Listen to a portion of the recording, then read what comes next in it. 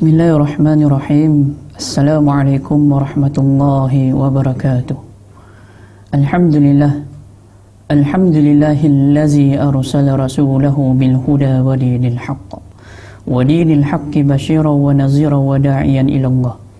Asyhadu an la ilaha illallah wahdahu la syarika lah wa asyhadu anna sayyidina Muhammadan abduhu wa rasuluh. Subhanaka la ilma lana illa ma 'allamtana innaka antal alimul hakim. Rabbi shrah li sadri wa yassir li amri wahlul 'uqdatam min lisani yafqahu qawli. Raditu billahi rabba. Kami redha bahwa Allah Subhanahu wa taala itu adalah Tuhan kami.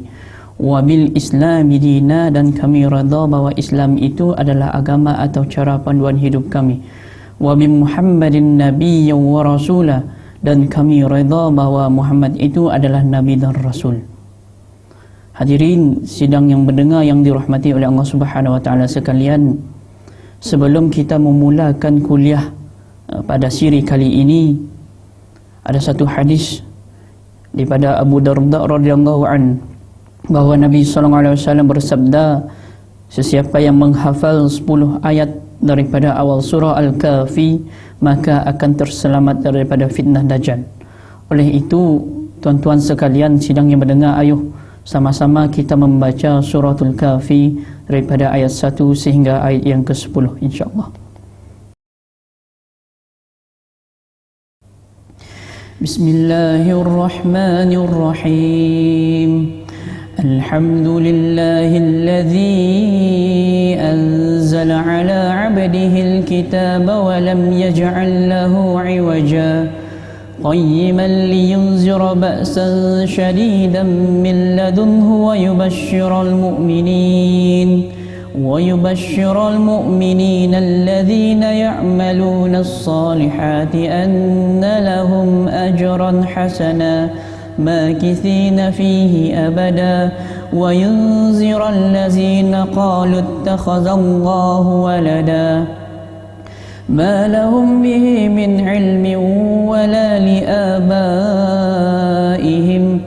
كبرت كلمة تخرج من أفواههم إن يقولون إلا كذبا فلعلك باخئ نفسك على آثارهم إن لم يؤمنوا بهذا الحديث أسفا إنا جعلنا ما على الأرض زينة لها لنبلوهم أيهم أحسن عملا وإنا لجاعلون ما عليها صعيدا جرزا أم حسبت أن أصحاب الكهف والرقيم كانوا من آياتنا عجبا إذ أوى الفتية إلى الكهف فقالوا ربنا آتنا من لدنك رحمة وهيئ لنا من أمرنا رشدا صدق الله العظيم. الحمد لله. Pertama dan selama-lamanya kita merafakkan setinggi-tinggi kesyukuran kita kehadrat Ilahi, karena dengan limpah kurnianya kita semua diberi peluang sehingga ke hari ini, dan sama-sama kita diberi peluang untuk mendengar sedikit perkongsian ilmu pada hari ini. Seterusnya selawat dan salam ke atas Nabi junjungan kita Nabi Muhammad SAW, kepada ahli keluarga baginda, kepada para sahabat, para tabi'in, dan kepada sesiapa saja yang mengikut jejak langkah baginda hingga ke hari kiamat. Hadirin sekalian, pada siri yang kali ini saya telah diamanahkan untuk berbicara mengenai suatu tajuk yang saya rasakan tajuk ini begitu penting untuk kita semua, dan tajuk ini merupa yang berkaitan dengan adab terhadap ibu bapa. Hadirin sekalian, ibu bapa merupakan dua insan yang begitu penting dalam kehidupan kita. Andai kata salah seorang daripada mereka telah pergi meninggalkan kita, telah meninggal dunia, maka saya yakin dan percaya kehidupan kita tidak akan sama sekali. Sebab apa? Sebab apabila kita ambil contoh, apabila kita balik bekerja pada petang hari, maka perkara pertama yang kita cari adalah kelibat kedua ibu bapa kita. Andai kata mak ayah kita ada di rumah, maka kita akan tertanya-tanya, sini pergi mak ayah kita. Kita akan bertanya dengan adik-beradik kita, ni pergi mak. Sebab mereka berdua ini merupakan insan yang begitu penting dalam kehidupan kita. Sebab itu kita dituntut agar berbuat baik kepada kedua ibu bapa, dan tuntutan tersebut adalah suatu kewajipan yang perlu kita tunaikan.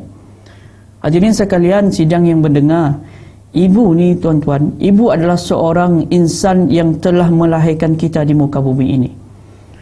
Dan ibu jugalah seorang insan yang setiap permulaan kehidupan manusia adalah bermula dengan kelahiran seorang bayi daripada seorang ibu. Maka sebab itu Islam begitu memandang serius terhadap hukum yang berkaitan dengan anak dan ibu bapa. Kita sebagai seorang anak diperintahkan untuk berbuat baik kepada kedua ibu bapa kita. Kita diperintahkan untuk berlemah lembut. Kita diperintahkan untuk tidak derhaka kepada kedua ibu bapa kita. Kita diperintahkan untuk berbudi bahasa kepada kedua ibu bapa kita, dan kita diperintahkan untuk bersopan santun terhadap kedua ibu bapa kita. Sebab itu dalam Al-Quranul Karim, Allah Subhanahu wa taala berfirman dalam surah Al-Isra ayat yang ke-23 yang bermaksud, dan Tuhanmu telah perintahkan supaya engkau tidak menyembah melainkan keduanya semata-mata, dan hendaklah engkau berbuat baik kepada ibu bapa. Dan jika salah seorang dari keduanya atau kedua-duanya sekali sampai umur tua dalam jagaan dan peliharaanmu, maka janganlah engkau berkata kepada mereka sebarang perkataan kasar, sekalipun perkataan fala taqul lahuma uffin, sekalipun perkataan dan janganlah engkau menengking dan mencegah mereka, tetapi katakanlah kepada mereka perkataan yang mulia, yakni yang bersopan santun.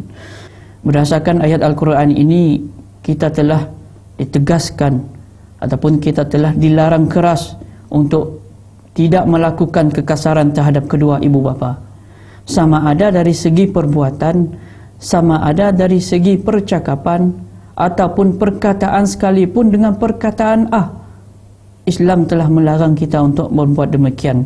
Sebab apa? Sebab tuan-tuan, sebab perkataan toknya adalah tanda kita protes dengan mak bapak kita.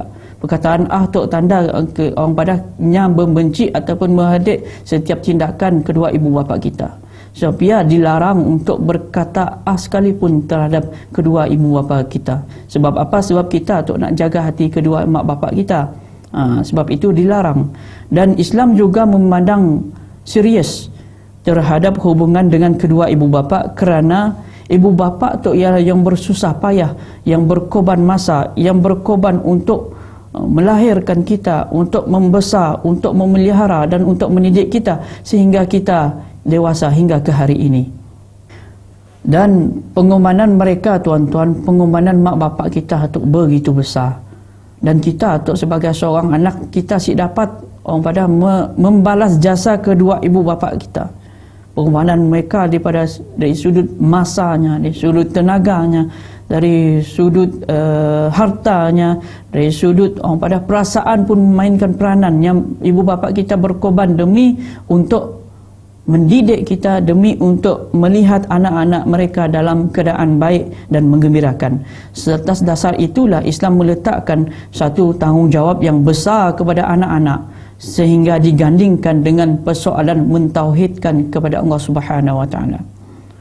Tuan-tuan sidang yang mendengar, amat kecewa sekali jika kita melihat pada zaman kita kini itu, apabila banyak perkara buruk yang berlaku. Kita lihat anak-anaknya si hormat lagi dengan mak bapaknya. Kita melihat anak-anak, ada yang setengah anak-anak tu yang berani memaki hamung kedua ibu bapanya. Sehingga ada juga anak yang berani memukul, yang berani menyepak, yang berani sampai ada juga yang sanggup bunuh terhadap kedua ibu bapanya. Persoalannya tuan-tuan, mengapa terjadi sedemikian? Dan perkara-perkara ini sesungguhnya adalah merupakan tanda-tanda akhir zaman, dan sesungguhnya merupakan tanda-tanda kiamat sudah semakin hampir. Dan persoalan mentaati ibu bapa dengan yang berkait dengan rapat dengan persoalan tauhid, kerana sesiapa yang mengaku beriman kepada Allah Ta'ala sedangkan dia tuknya mengabaikan, dia tuknya anak-anak dia mengabaikan tanggungjawab kepada para ibu bapanya, maka ia bukanlah dalam kalangan orang yang beriman. Orang yang beriman ia akan taat kepada ibu bapanya selagi mana perkara tidak melanggar syarak. Orang yang beriman akan menghormati kedua ibu bapanya. Orang yang beriman nyaksikan bercakap tinggi dengan kedua ibu bapanya. Itu yang kita kena tegaskan di sini. Dan masyarakat sekarang, tuan-tuan, sesetengah masyarakat sekarang nyaksi mau peduli dengan nasib mak bapak. Ada setengah anak-anak tuknya kurang prihatin dengan kesusahan mak bapak. Sebab apa, tuan-tuan? Sebab mak bapak tu, tuan-tuannya begitu besar pengorbanannya. Mak yang mengandungkan kita 9 bulan dengan penuh kepayahan, seterusnya bila kita dilahirkan, kita adalah satu makhluk yang lemah, baby yang kecil dan lemah, seterusnya memerlukan bimbingan daripada kedua ibu bapa kita, memerlukan belayan, memerlukan bantuan, di mana ibu bapa kita membelai kita dengan penuh kasih dan sayang. Dalam surah Al-Luqman ayat yang ke-14, Allah Subhanahu wa taala telah berfirman, a'udzubillahi minasyaitonir rajim, wa wassaynal insana biwalidayhi hamalathu ummuhu wahnan ala wahni wa fisaluhu fi amain an ishkur li wa liwalidayka ilayyal masir. Sadaqallahul azim, yang bermaksud, dan kami wajibkan manusia berbuat baik kepada kedua ibu bapanya. Ibunya yang mengandungnya dengan menanggung kelemahan demi kelemahan dari awal mengandung sehingga akhir menyusu, dan tempoh menceraikan susunya ialah dalam masa 2 tahun. Dan demikianlah bersyukurlah kepadaku dan kedua ibu bapamu, dan ingatlah kepada aku, akulah jua tempat dikembalikan untuk menerima balasan. Sebab itu, tuan-tuan, sesungguhnya pengorbanan kedua ibu bapa kita tu, lebih-lebih lagi seorang ibu tu, sehingga kan Islam mengangkat darjat seorang ibu lebih daripada seorang bapa. Ada satu kisah daripada Abu Hurairah radhiyallahu an. Ada seorang lelaki tu yang datang kepada Nabi sallallahu alaihi wasallam. Yang datang kepada Nabi, yang nak bertanya kepada Nabi, "Ya Rasulullah, siapakah yang berhak untuk saya bersahabat dengan sebaik-baiknya?" Maka Nabi SAW menjawab, ibumu. Maka lelaki tersebut bertanya untuk kali yang kedua, "Ya Rasulullah, kemudian siapa?" Maka Nabi SAW menjawab, ibumu.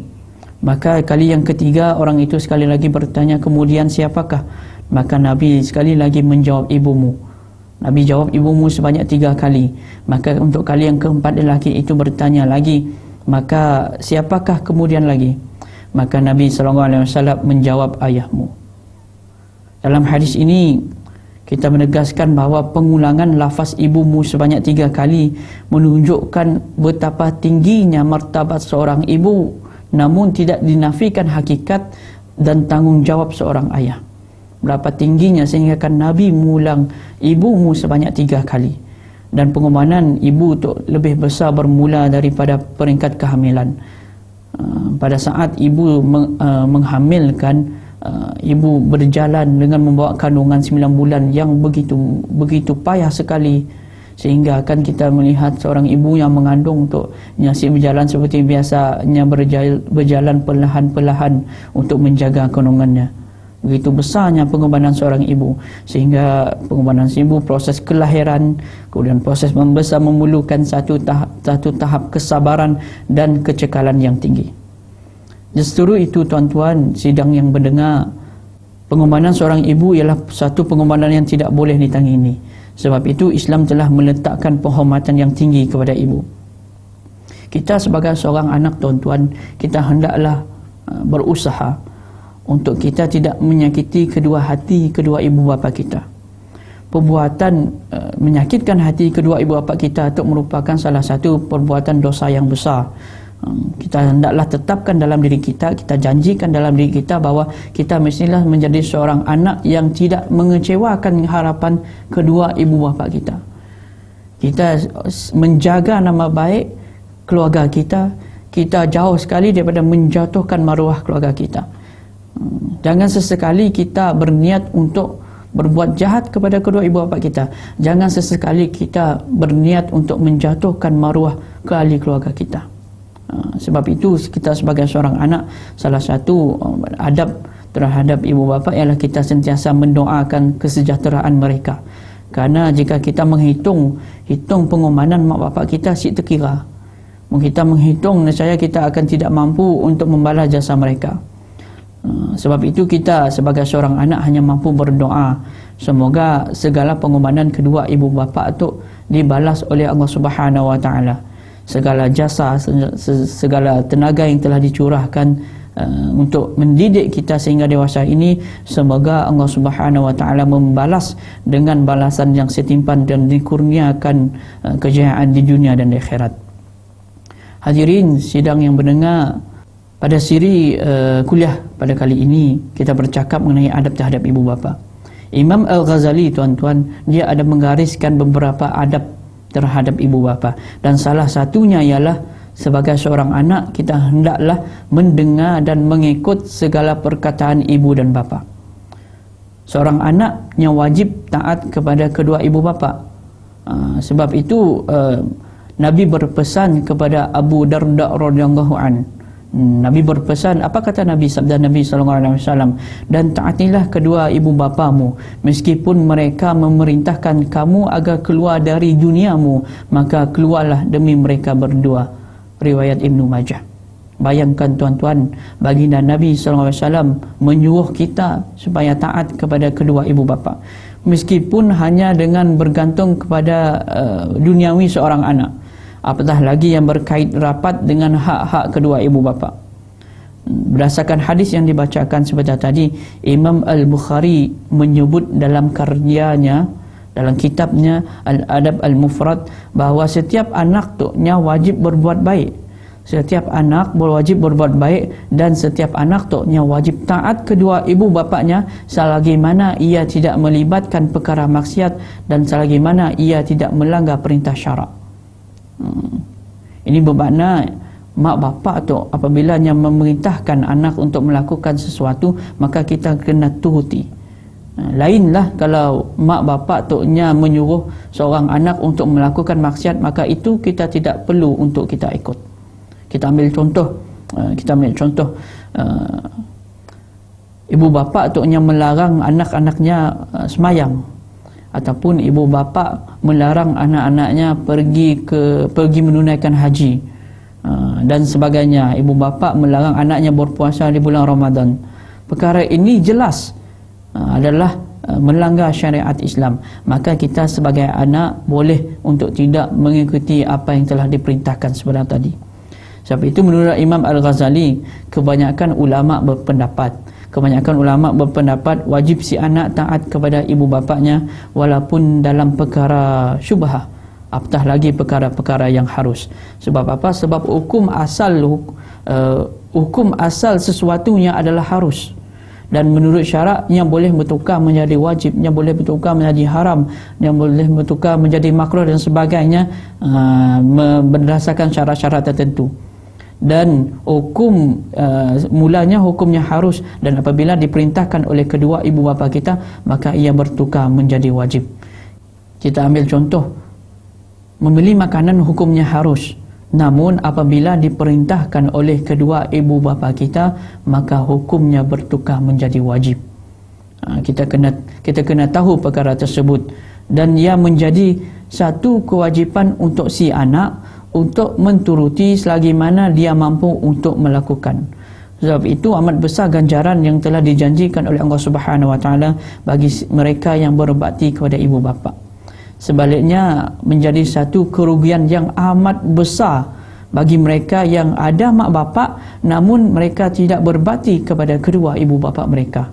Dalam sebuah hadis Nabi SAW, riwayat Muslim,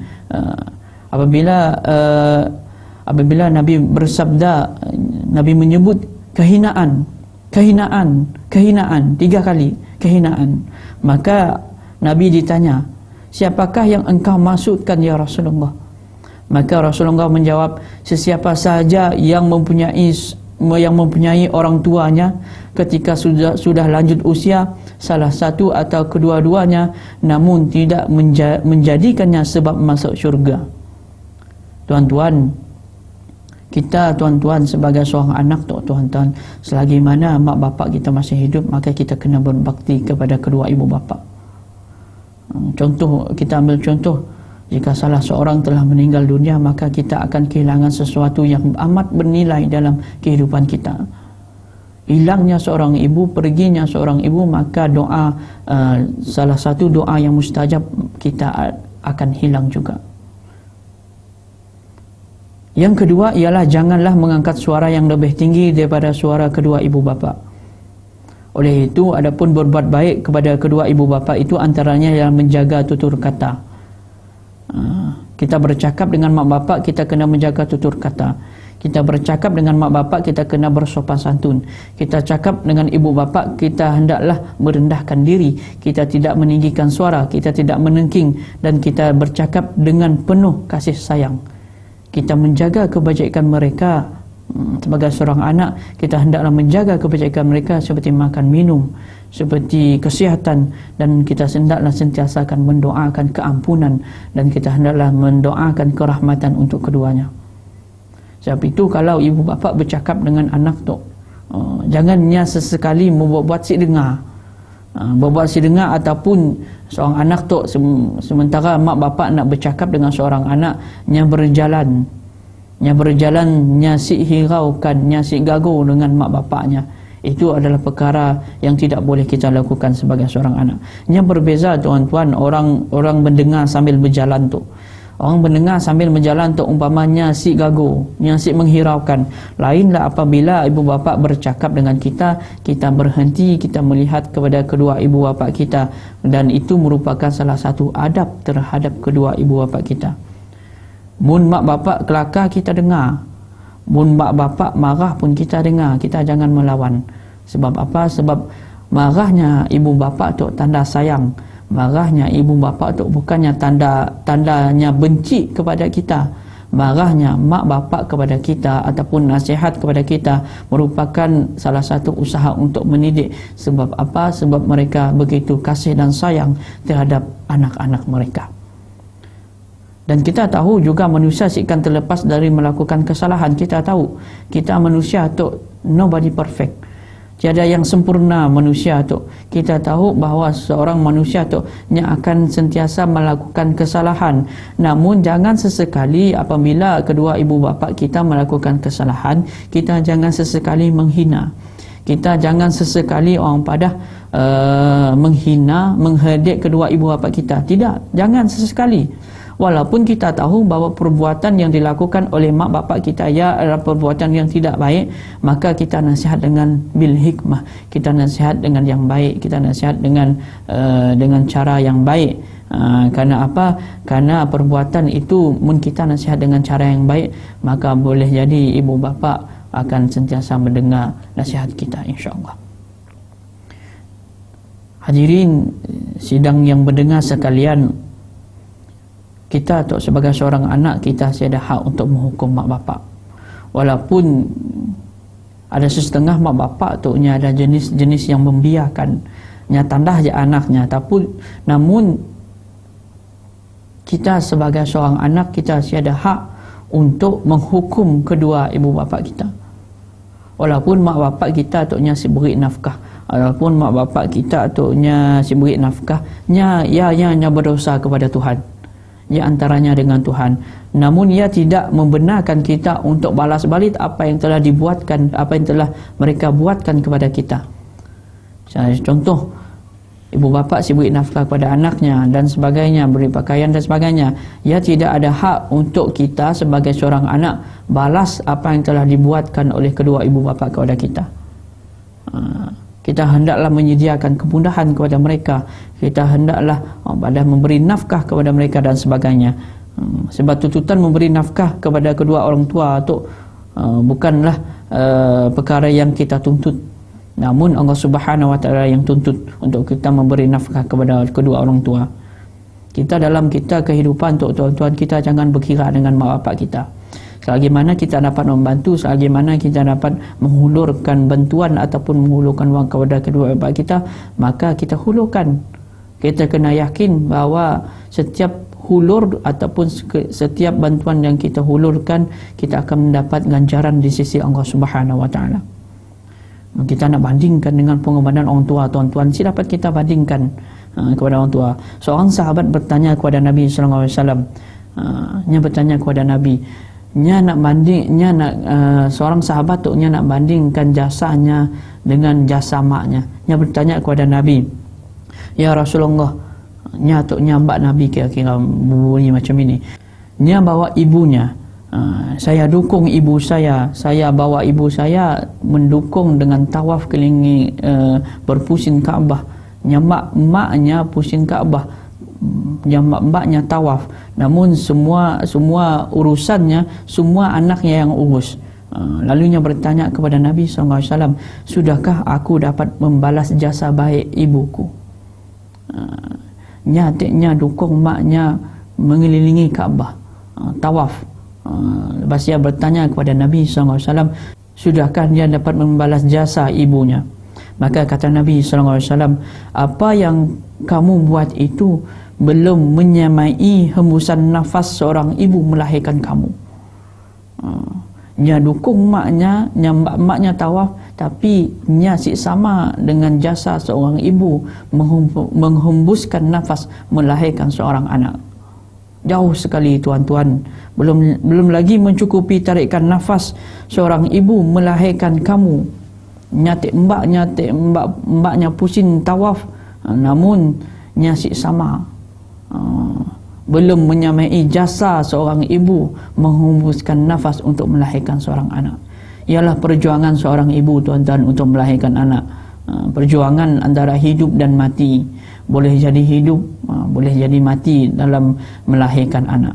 Sebab itu hadirin hadirat sekalian, kita dengan mak bapak tu, tuan-tuan, perkara tu kita kena orang padah sentiasa beringat sesama sendiri. Kita kena beringat sesama sendiri.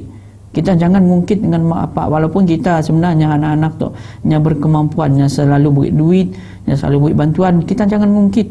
Sebab apa? Segala bantuan yang kita berikan nya sama. Nya dapat membalas jasa ibu kita, nya dapat membalas jasa bapa kita. Dan yang ketiga, adab yang ketiga ialah sentiasa menuntut keredaan kedua ibu bapa. Allah Subhanahu Wa Taala sangat melarang keras terhadap penderhakaan terhadap kedua ibu bapa. Bahkan wajib untuk kita untuk layan mak bapak kita tu dengan layanan yang baik. Sebab apa? Salah satu pesan Nabi SAW, reda Allah bergantung kepada reda kedua ibu bapa, manakala kemurkaan Allah Subhanahu Wa Taala bergantung kepada kemurkaan ibu bapa. Mukanya mak bapak terhadap kita, maka mukalah Allah Subhanahu Wa Taala. Sebab itu sebagai anak, kita wajib taat. Kita wajib taat kepada perintah ibu bapa selagi mana ia tidak bercanggah dengan hukum syarak. Kita mestilah mengelakkan diri kita tu menjadi anak yang derhaka kepada mak bapak. Sebab apa? Sebab salah satu tanda-tanda di mana anak tergolong sebagai anak yang derhaka kepada ibu bapa ialah anak yang melukai hati kedua ibu bapa sehingga menyebabkan mereka menangis. Yang jelas ada satu hadis daripada Ibnu Umar radhiyallahu anhuma, Nabi sallallahu alaihi wasallam bersabda, menyebabkan kedua ibu bapa menangis termasuk di antara perkara derhaka dan dosa-dosa besar. Riwayat Imam Al-Bukhari. Sebab itu tuan-tuan, sidang yang mendengar yang dirahmati oleh Allah Subhanahu Wa Taala, berbakti kepada kedua ibu bapa adalah akhlak yang ada pada semua nabi dan rasul, yang menggambarkan tidak mungkin seorang yang derhaka kepada ibu bapa yang layak mengajak orang lain untuk melakukan kebaikan, apatah lagi memimpin manusia. Ia adalah salah satu sifat yang ada pada setiap nabi dan rasul. Dan antara nikmat yang telah dikurniakan kepada kita, ada banyak nikmat yang telah dikurniakan kepada kita. Nikmat kesihatan, nikmat masa lapang dan sebagainya. Dan salah satunya adalah nikmat dikurniakan kedua ibu bapa. Justru berbakti kepada kedua ibu bapa tu nyasik terhenti. Nya Siti henti apabila mereka meninggal dunia, mak bapak kita meninggal dunia, nya Siti terhenti di situ. Kita masih boleh berbakti walaupun kedua ibu bapa telah meninggal dunia. Dan bagi kedua ibu bapa yang telah kembali meninggal, yang telah kembali ke rahmatullah, meninggalkan kita, masih ada peluang. Masih ada peluang yang besar bagi si anak untuk berbakti kepada kedua orang tuanya. Yang disarankan oleh Nabi sendiri dalam hadis sahih, yang mana seorang lelaki yang bertanya kepada Nabi SAW, "Ya Rasulullah, adakah masih ada peluang untukku untuk berbakti kepada ibu bapaku yang sudah tiada?" Maka Nabi SAW menjawab, "Masih ada." Ya, ada 4 perkara. 4 perkara ataupun 4 cara. Yang pertama ialah mendoakan dan memohon pengampunan untuk kedua-duanya. Yang kedua ialah melunaskan wasiat mereka. Yang ketiga ialah memuliakan sahabat karib mereka. Dan yang keempat ialah menghubungkan tali silaturahim saudara mara mereka yang tiada hubungan pertalian darah melalui penyusuan atau perkahwinan seperti Ipa Duai dan anak-anaknya, riwayat Abu Daud.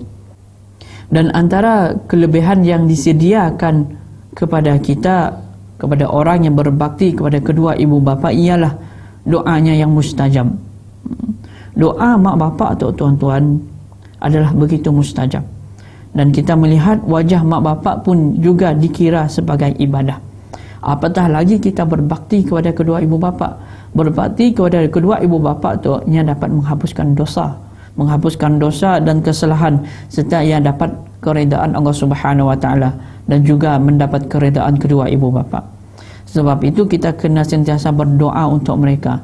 Perkara ini jelas dalam hadis yang sahih daripada Abu Hurairah radhiyallahu anhu, bahawa Nabi sallallahu alaihi wasallam bersabda, apabila matinya seorang insan itu, maka akan terputuslah segala amalannya melainkan 3 perkara. Apakah 3 perkara itu? Hadis tok masyhur, tuan-tuan. Saya yakin dan percaya semua daripada kita pernah mendengar hadis ini. Apakah 3 perkara tersebut? Yang pertama adalah sedekah jariah. Yang kedua adalah ilmu yang bermanfaat. Yang ketiga, ini tuan-tuan, yang ketiga ialah doa, anak yang soleh yang sentiasa mendoakan kedua ibu bapa mereka. Hadis yang masyhur, saya yakin dan percaya semua tahu mengenai hadis ini, dan merupakan hadis riwayat Imam Muslim. Dan tuan-tuan sekalian, begitulah antara adab-adab yang harus kita lakukan untuk kedua ibu bapa kita. Dan sebelum saya akhiri kuliah pada siri kali ini, saya ingin kongsikan bait-bait ucapan yang pernah dinukilkan oleh Imam Az-Zahabi dalam kitabnya Al-Kaba'ir Az-Zahabi. Imam Az-Zahabi dalam kitabnya, dalam penulisan ini saya nukilkan, yang berbunyi, "Wahai diri yang bergelak anak, ingatlah kamu seandainya dipilih di antara hidupmu dan kematiannya, maka ibu akan meminta supaya kamu terus hidup dengan teriakan yang bersungguh-sungguh kepada Allah Subhanahu wa taala. Namun betapa banyak kebaikan ibu kepadamu, tetapi engkau hanya balas dengan akhlak yang sangat buruk." Kata lagi Imam Az-Zahabi, "Wahai diri yang bergelak anak, dia yang mendoakanmu supaya memperoleh petunjuk, supaya siang dan malam, maupun secara tersembunyi atau terang-terangan. Namun tak kala ibu memerlukanmu di saat dia sudah tua dan tidak berdaya, engkau jadikan dia sebagai barang yang tidak berharga di sisimu. Wahai diri yang bergelak anak, engkau kenyang dalam keadaan dia lapar. Engkau puas minum dalam keadaan dia kehausan. Engkau mendahulukan berbuat baik kepada isteri dan anak daripada ibumu. Engkau lupakan semua kebaikan yang pernah dia lakukan untukmu. Engkau merasa berat, engkau merasa letih memeliharanya, padahal itu adalah urusan yang mudah. Engkau fikir ibumu akan hidup lama lagi, padahal umurnya sudah semakin tua. Engkau tinggalkan dia keseorangan, padahal ibumu tidak ada orang lain untuk bergantung harap selain daripadamu. Dan padahal Allah Subhanahu wa taala telah melarangmu dahaka kepadanya walaupun berkata kepadanya, tetapi lebih daripada itu engkau lakukan. Wahai diri yang hina, maka tunggulah engkau, kelak engkau akan rasakannya seksa di dunia ini sebelum engkau merasakan azab kematianmu nanti.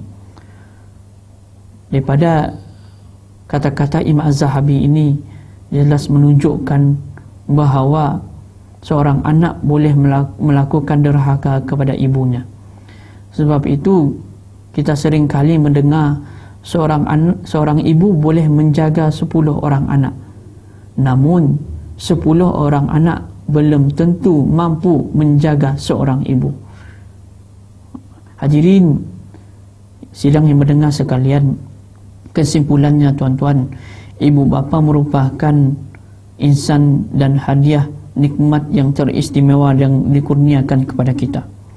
Justru itu menjadi kewajipan kepada kita untuk menjaga kedua ibu bapa kita dan memberi khidmat yang terbaik kepada kedua ibu bapa kita.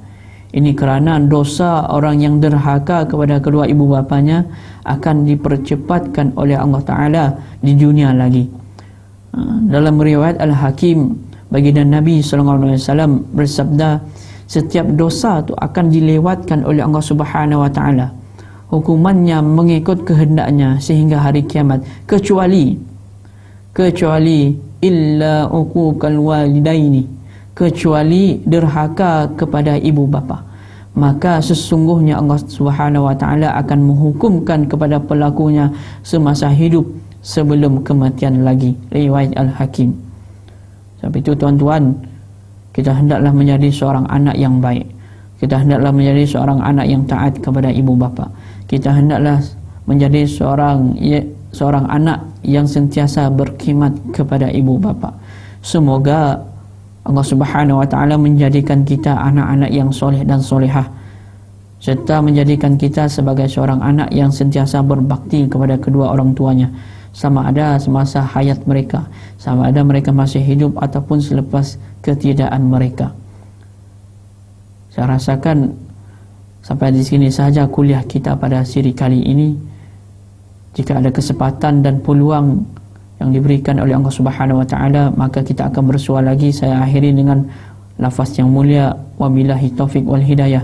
Assalamualaikum warahmatullahi wabarakatuh.